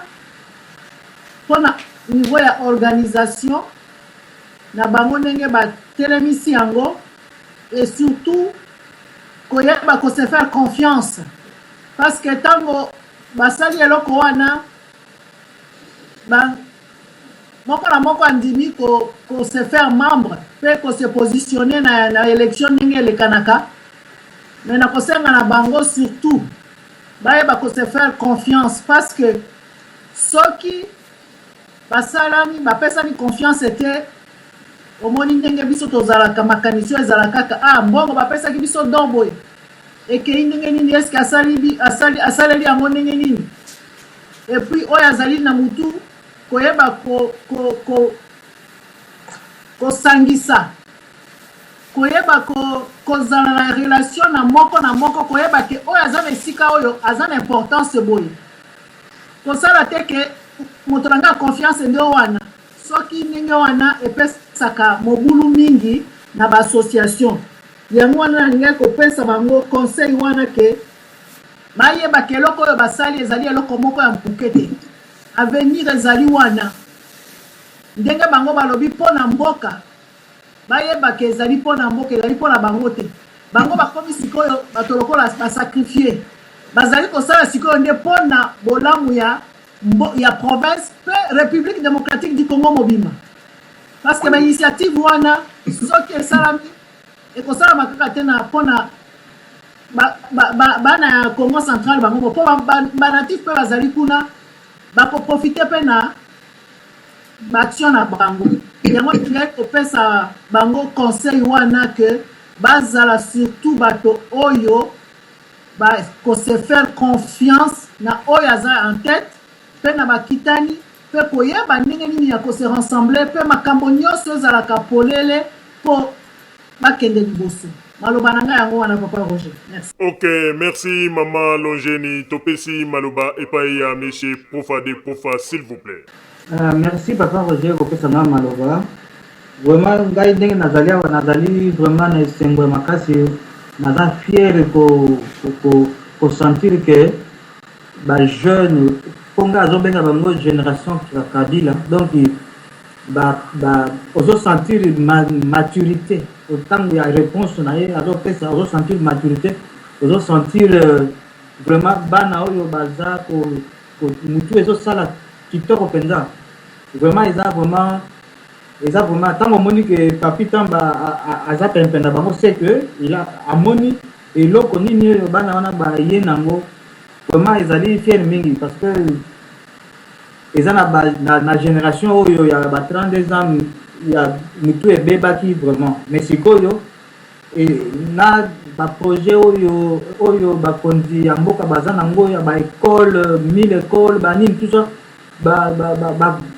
encadrement des jeunes vraiment mitu ekomi kozonga ekomi kokoma vraiment ezosanga plaisir à trop donc yango oyo question nakoki kotuna bango parce que bango bazoloba mingi pe bango bazali kosoutenir initiative ya d'où qu'elle vienne donc bazosoutenir est-ce que bango moko bazali pe pour le développement ya province na bango bazalaka pe ntango mosusu na baprojet oyo bango moko bamoni ke basoumettre yango na bakonzi mpona bien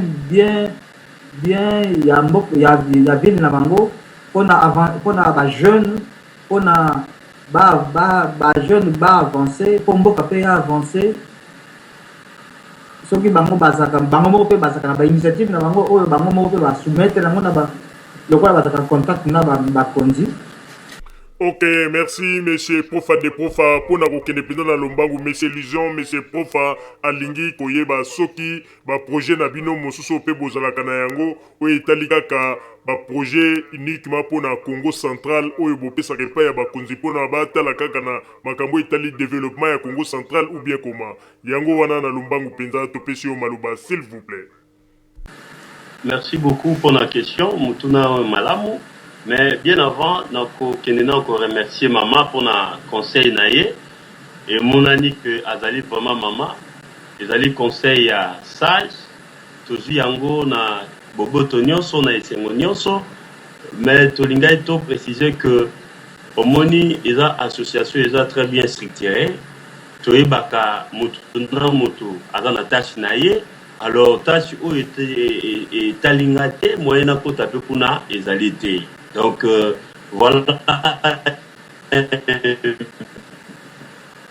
Mais par rapport à la question il y a ndeko na biso profa de fofa nakanisi ete toza na baprojet mosusu opresentaka mpe na baautorité nayebisaki bino projet ya encadrement ya bajeune oyo tozobenga badésœuvré bano oyo bafandaka na nzela bafaser les enfants de la rue bano oyo batangi te bamama oyo bayebi kokoma te bato bake classe te badésœuvré bato wana tokoko rendre bango utile na société bato wana tokoko rendre bango utile na développement mpe ya province na biso soki toyekusi bango misala baoyo basi toyekusi bango par exemple couture coupe couture mpo bakoma à un certain moment se prendre en charge baoyo mibali bakokende basala mécanique bakosala électricité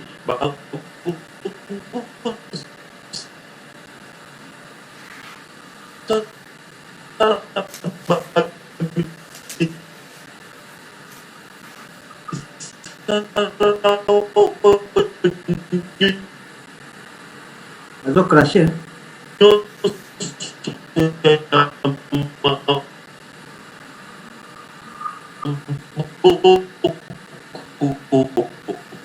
bakoki kosala yango toso kosenga bino mpe bosimplike boyede biso mpe na réalisation ya baprojet wana mais tozali na baprojet ebele na niveau na biso tokoki kosala biso moko. Ok, na ntango topesi bongo maloba epai ya monsieur Denis Kakoka maloba ezali epai na yo s'il vous plaît. nalandi ye na bokebi nyonso tu eloko. Monsieur Denis Kakoka s'il vous plaît oloba mwa makasi po ete bandeko balanda yo na bokebi mpenza maloba ezongi epai na yo s'il vous plaît. eloko nga nandimi nalobela ye natuna ye bainitiative wana bino bozwi nayebi ke bakongo ezali région agricole na bana wana badésœuvré est-ce que bakonzi au niveau provincial bakoki kosalisa bino te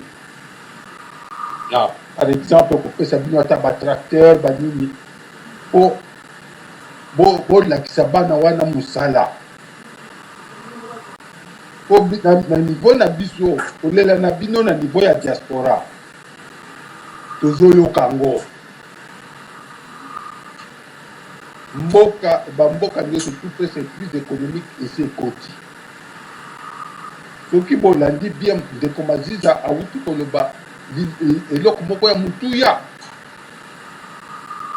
concernant pora ya banana et tout ça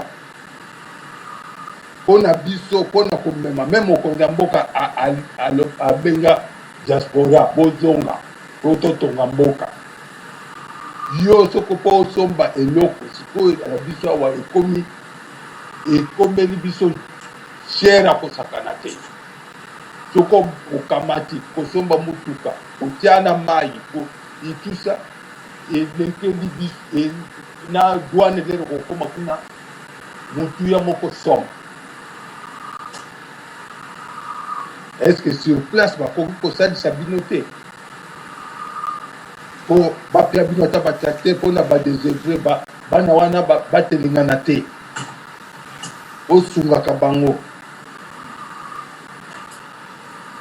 po biso mpe awa na diaspora tosenga doléance ke batala nano toyokana biso nyonso toya kotonga mboka elelo tozwa ata mono réponse te bino est-ce que bino neti na niveau ya baton po ezali mpe mingi bozangi franga oyo gouvernement mboka ezokozangisa franga mingi ezotouche mingi mpe bato ya bakongo chômage kuna bana bakomi bakuluna bana bakomi boye puisque la banya b'industrie lourde eza nango te toloba ya solo apa barrage ya inga pour de Matadi, mais Patata, vraiment, misala ya solo, exact. Ils vivent dans l'agriculture. Et là, qu'on sunga, et puis ça fait moi paix sociale. Ils allient et moi, mon kepe na bana diaspora. Paix sociale et qu'on tape na bana diaspora. Est-ce que moyens allient? Bon, la paix du sokuna. Bon, là. Même son excellence gouverneur Mbad. Il faut aller la paix. Bon, et donc on a menacé de Sabino Yangoana parce que au niveau agricole, ils ont mis point de base pour toucher niveau news. Ba maman mboka a wuti côté ambata siana sumbi maduda. Pour atambola côté kuna. Biloko ezali ko sakana. Ce qui moyen de transport des athées.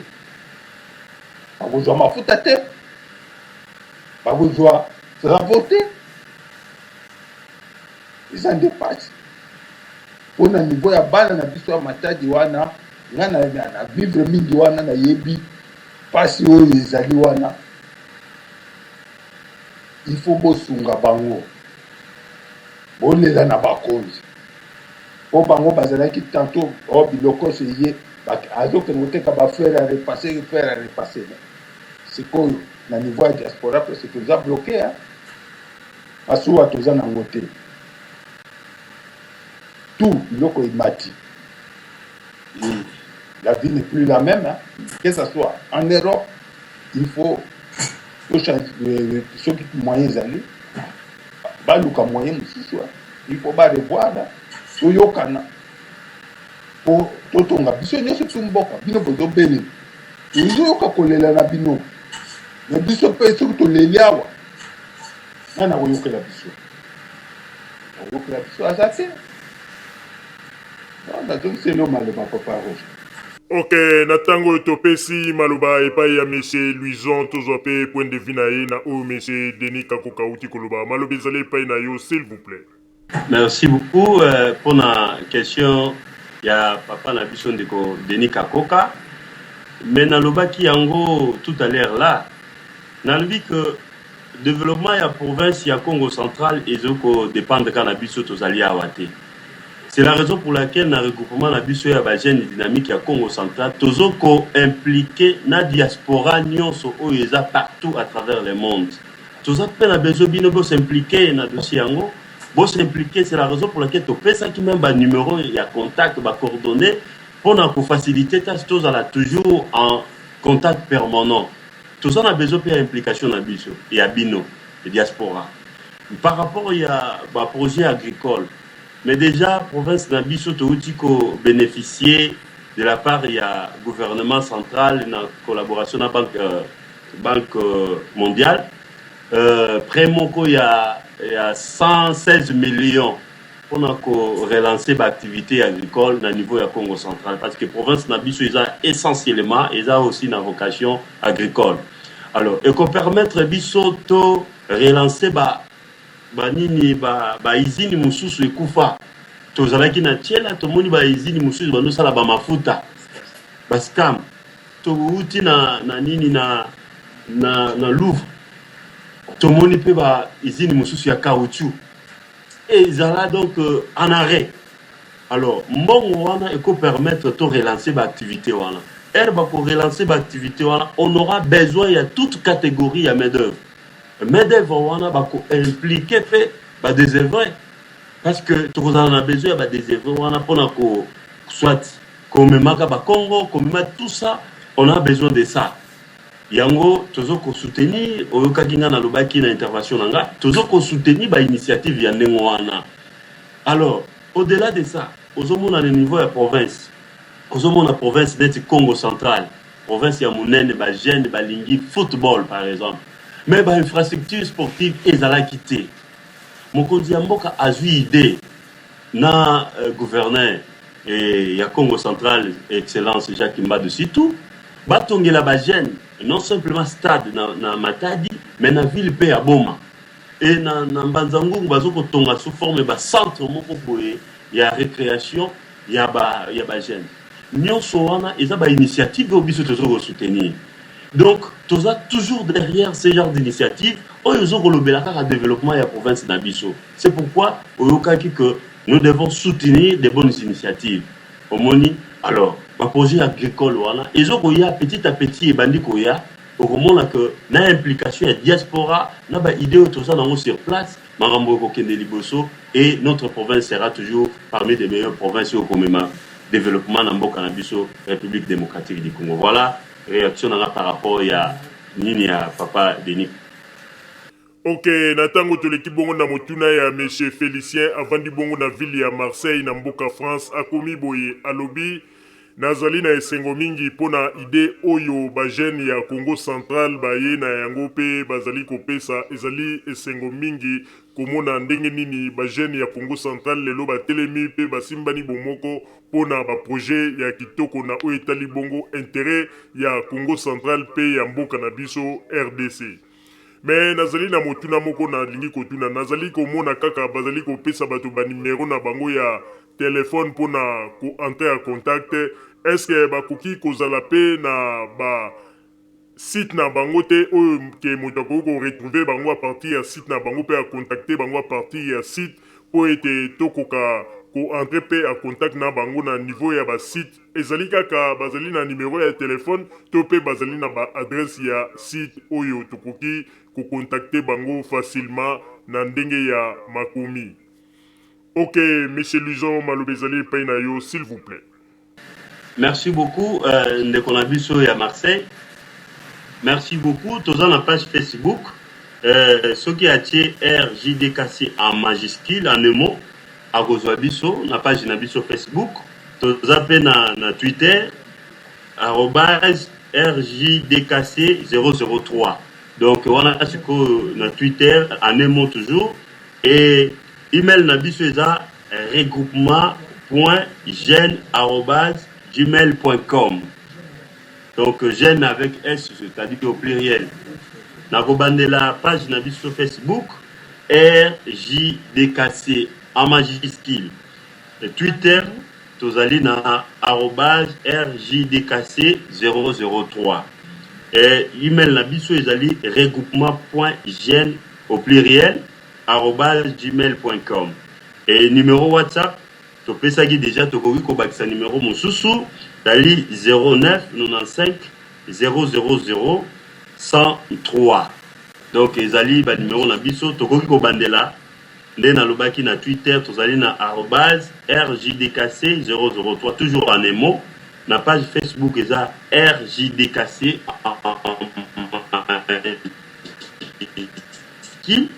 et na email na biso tozali regroupement.jeune@gmail.com et le numéro WhatsApp ezali 09 95 0103. Donc ezaba coordonnées ba cause biso na ba réseaux sociaux pour na permettre biso totika la contact permanent na bande kona biso ya diaspora. Ok, natango toleki bongo na motuna ya mama Eugénie Mbala avandi bongo na ville ya Anvers na mboka Belgique akomi boya komi nazali na esengo mingi komona ndenge nini ba jeune batelemi pe bazwi initiative ya kitoko na programme monene oyo bazali kosala pona oyo etali bongo mboka na biso esengo ya mingi pe na félicité bango ya mingi. Tango nazali kotala batata oyo basalaka deja na tango ya Deuxième République lelo bazali kozonga kaka na gouvernement pona koloba ete balingi kosala na politique alors que bazali pe kosala eloko ya malonga te mboka ezali kaka kozonga na nsima lelo oyo ezali esengo mingi komona ba jeune ndenge batelemi pe pona kopesa makanisi ya sika pona ndenge mboka ekende liboso. Mais ngai nalingi natuna motuna na ngai moko, est-ce que ba jeune basi bazwi ba précaution na ndenge te lokola bango basili komonte lingomba na bango nayebi ete ba opposant congolais bakoki pe koya kati na bango mpona kopesa bango makanisi ya mabe kokosa bango tango mosusu pe koluka kofinanse bango na bambongo oyo ekoki kopesa bango pe avenir te. Est-ce que bazali déjà préparé mpona makambo wana nyonso tu ke soki likambo ya bongo ekomi bayeba ndenge nini ya koevite yango? soki nakoki kozwa réponse oyo ekouta epai na bango. Merci. Ok, monsieur Luison maloba ezali epai na yo, s'il vous plaît. Merci beaucoup pour na mutuna ya mama na remercier bango mingi et surtout na remercier Pebino Radio Zumel 1000 pour na occasion bopesi biso na poko ya lelo. Avant aussi ça, donc to tenaki ko remercier Bino pour la question wana.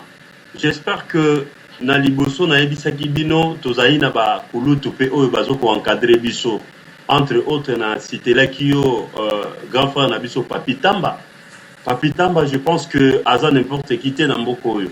Azali mutu oyo pe aza na kati ya action politique, azali ko salama mupe ya minene na kati ya mboka, azali pe na mayele ya bakulutu. Alors, azo ko encadrer biso ayebi comment est-ce que biso tozo ko salama na biso. Biso tozali ba jeune moko toboyi instrumentalisation. Omoni ba biloko nde ya ko instrumentaliser ba jeune nde memi biso na mambo ebele. Même ba biloko kaka pillage ya 92 93, c'est-à-dire 92 93. Ba pillage wana ezalaki toujours dans le sens ya ko instrumentaliser ba jeune. Vous voyez?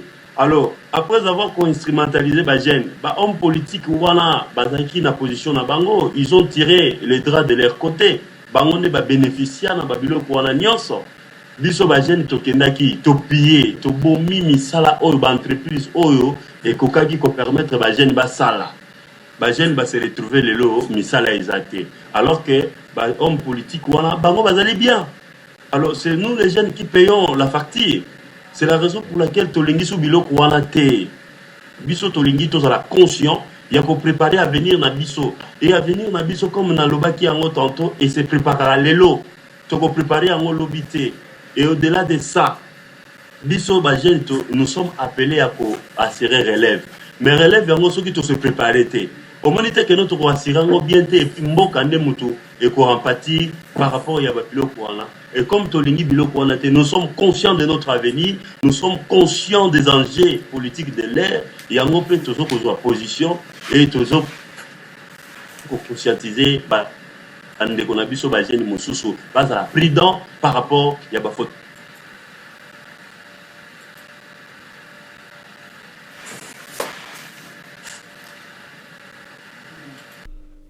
Allô?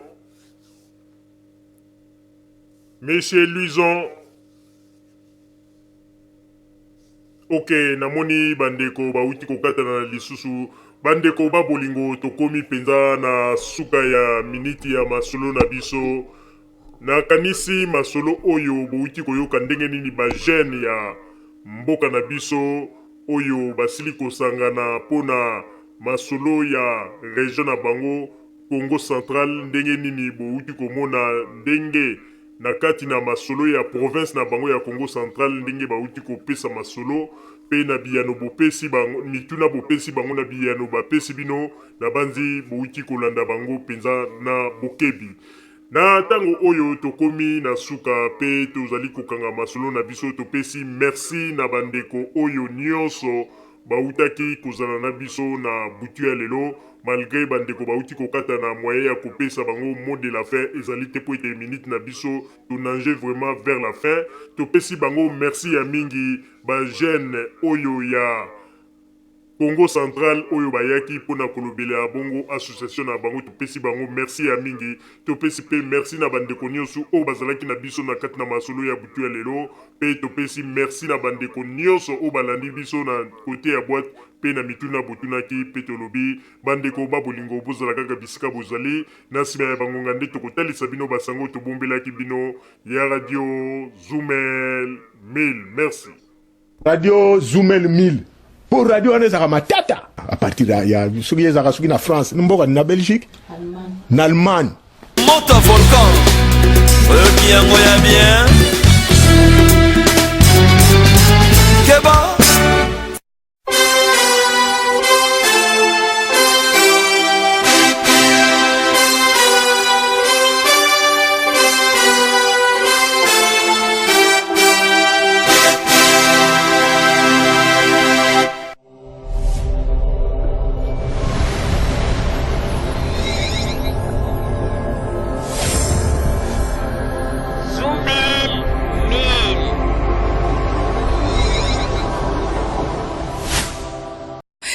Zumel 1000 ezopelkisa biso makambo oyo soki nga mikolo nakomi botuna nga so nakomi ndeni nga mikolo nakomi soko sakai na nga kaka nabengi ka Zumel 1000 po radio wana non en tout cas félicitations yo koloba nini pour na radio Zumel.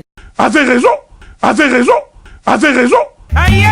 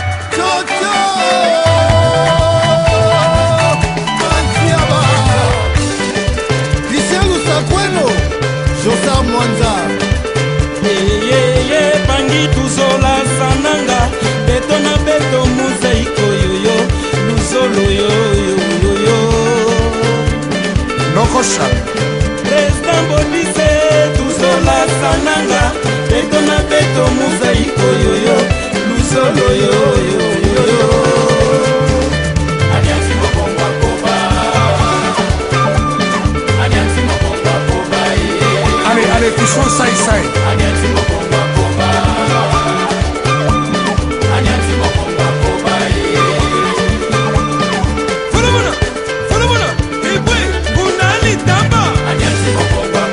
Jean-René Kolo, Mamalantu. Anyasi Mokomba Koba.